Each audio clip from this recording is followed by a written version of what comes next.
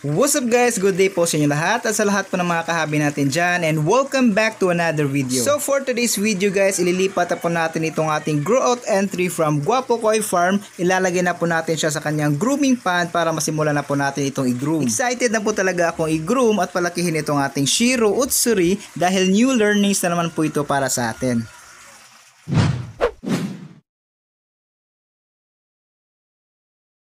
So ngayon guys, i-release na po natin yung alaga nating Shih Tzu dito sa pan po natin, kasama itong mga alaga natin ditong Puhako, dahil dito po natin siya i-groom.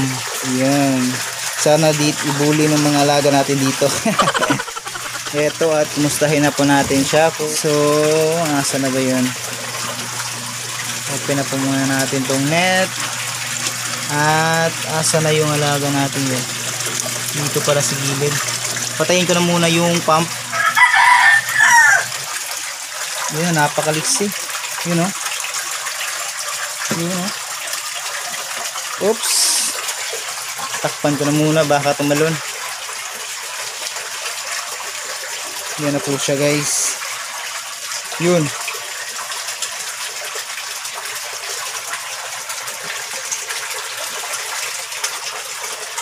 Napakabilis lumangoy.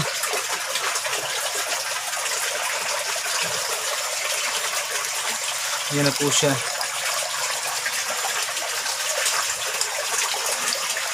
Ilipat na natin dun sa grooming pan natin para masimulan na po natin yung pag-groom dito sa alaga natin na to. Okay naman po siya, wala namang sakit. Healthy naman. At yan, kita nyo naman, napakabilis lumangoy. Oops. Ayan po siya. So yun guys, ilipat na po natin para mag-groom na po natin to. Ilagay ko na po muna siya dito sa box po na to. Ayan na po siya mga kahabi. At ngayon ilipat na po natin. Oops. Uy, napakadelikado nun. Yan, acclimate na muna natin ng sandali lang. Ayan.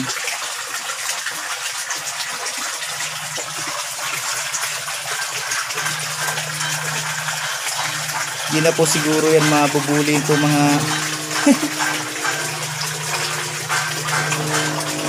you know, okay naman po pala yung kanyang sumi guys. Pero yun nga lang, medyo nag-fade siya, pero eto, mag-groom na po natin siya dito. Ingay nung plane.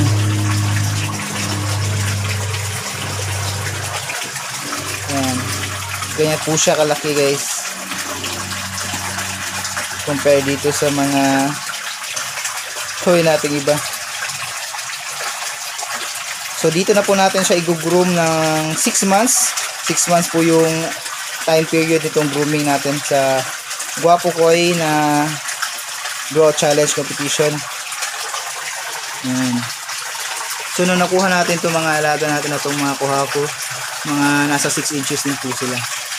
Ito yung grooming pan natin dito. Nag-groom ko po kasi yung dalawang Puhako natin sa kalahati lang nito yung volume ng tubig. Ito mas malaki itong volume ng tubig dito, kaya sana mas lumaki itong Shih Tzu natin na to. Acclimate lang po muna natin ng mga ilang sandali lang.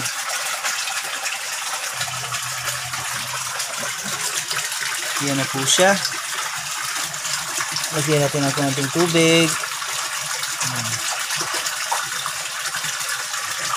Ayan, release na po natin. Release na po namin guys. Yan. Ang ganda ng isda.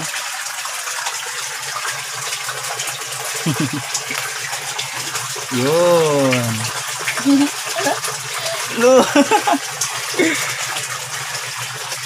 Ayan na po yung koi entry natin guys. Yun o.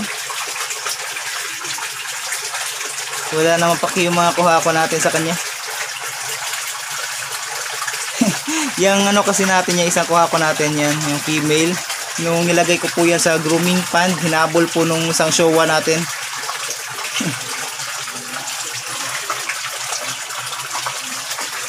Hinabol po siya. Buti na lang ito, hindi naman. Yung challenge lang dito yung pagpapakain kasi napakatakaw ng dalawang yan. So siguro kaming dalawa yung magpapakain, siya doon sa kabila tapos ako dito sa kabila naman. Kasi yung kuha po natin na yan, sinisisid niya talaga lahat ng mga koi food. Sobrang takaw. Pero ito siya. Yun, parang takot yung Shiro natin dito sa mga kasama niya. Kasi napakalaki naman ang bibig nito. Yan na po siya. Yun. Sana mag-groom natin ito ng buti guys. At mapalabas talaga natin ng full potential. Itong koi po natin ito. And new variety po ito para sa atin dahil yung na-try po natin na i-groom is Showa at Kuhako lang. Ngayon, new variety naman ng koi, itong Shiro Utsuri. And sabay po tayo matuto sa pag-groom nito.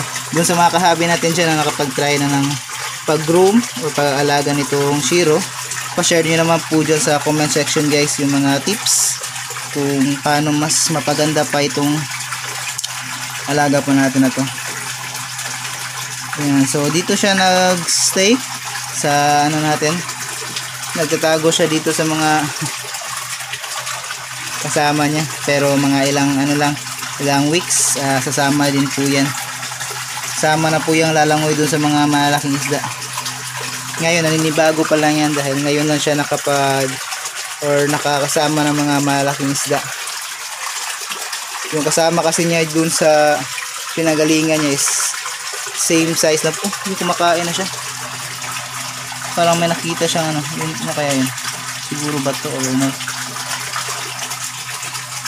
So yan, mukhang gutom na tong alaga natin. Paano kaya ito pakakainin? Andiyan lang po siya sa ilalim guys. Di pa po siya nag-explore dito sa pan. Ngayon tatanggalin po natin tong quarantine tank natin dito para malinis na po yung area natin dito. Yan, pinupuntahan siya nung malaking kuhapa natin. Ayan po siya, nasa ilalim po ng pump natin, pero di na po siya may higop niyan guys. Ayun po siya. Yan po yung skimmer natin. Check niyo po yung video natin, last video po natin, last upload po natin nung nag-set up po tayo nitong skimmer po natin. Gutom na naman itong mga kuha-ko natin. Lakas kumain.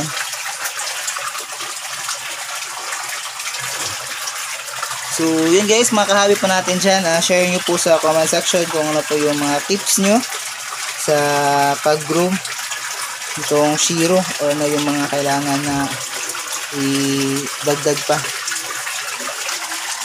Yan. So siguro kasya naman po silang tatlo dito. 4 tons po mahigit itong pan po natin. Nasa ilalim na yung mga kuha ko natin. Di na po talaga na ano yun, na tumba yung skimmer natin guys. Pinukpok po kasi natin yan para dumiin po talaga dun sa ilalim. So hanggang ngayon nandito pa rin siya sa area na to. Ayan po siya. Takot pa siyang mag-explore dito dahil dyan sa dalawang yan. Sana female itong nakuha po natin. So ayun na nga po guys, grooming time na po natin ngayon. Simula na po natin ang pag-groom nitong alaga po natin dito. And yun, makikita nyo naman po ito sa mga susunod na video natin. Mas makikita nyo na po siya dahil nandito na po siya sa pan po natin na to, kasama po nitong mga kuha po natin. So ayun lang po mga kahabi, and maraming salamat po sa panonood, sa suporta po ninyo. And yun, sama-sama tayong matuto sa pag-groom po natin itong Shiro po natin, at kung ano po yung mga mangyayari dito, update ko po kayo. So ayun, hanggang dito na lang po muna mga kahabi, and thank you, and see you ulit sa mga susunod na video. Fish out!